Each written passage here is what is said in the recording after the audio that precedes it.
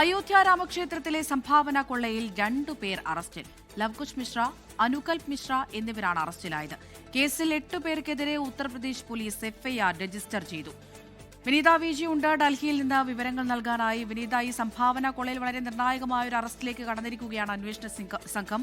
2 പേർ ഇപ്പോൾ അറസ്റ്റിലായിട്ടുണ്ടല്ലോ. ഈ ക്ഷേത്രവുമായി ഇവർക്കുള്ള ബന്ധം എന്താണ്? എന്തൊക്കെ വിവരങ്ങൾ നൽകാം?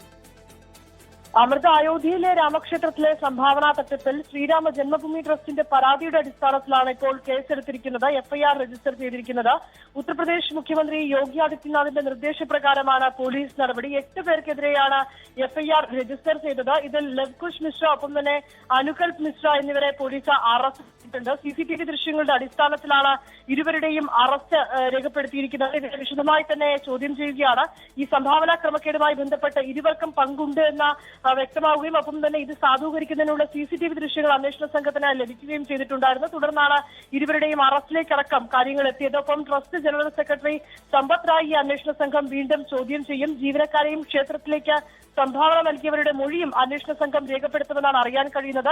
കൂടുതൽ അന്വേഷണത്തിനായി പ്രത്യേക അന്വേഷണ സംഘം ഇപ്പോൾ അയോധ്യയിൽ തന്നെ തുടരുകയാണ്. ഈ വരും ദിവസങ്ങളിലേക്കടക്കം അത്തരം ചോദ്യം ചെയ്യലിലേക്ക് ഉൾപ്പെടെ കാര്യങ്ങൾ എത്തുമെന്നാണ് നമുക്ക് മനസ്സിലാക്കാൻ കഴിയുന്നത്. ഒപ്പം തന്നെ 3500 കോടി രൂപയുടെ പണത്തിന് പുറമെ സ്വർണം, വെള്ളി, വിലപിടിപ്പുള്ള വസ്തുക്കൾ എന്നിവയും ഈ ക്ഷേത്രത്തിൽ സംഭാവനയായി ലഭ്യമായിട്ടുണ്ടായിരുന്നു. ഈ സംഭാവനയായി ലഭിച്ച സാധനങ്ങളുടെ ഒക്കെ തന്നെ ഈ കൃത്യമായിട്ടുള്ള രേഖകളില്ല എന്നും പ്രത്യേക അന്വേഷണ സംഘം കണ്ടെത്തിയിട്ടുണ്ടായിരുന്നു. വിനീത വിജിയാണ് വിവരങ്ങൾ നൽകിയത്.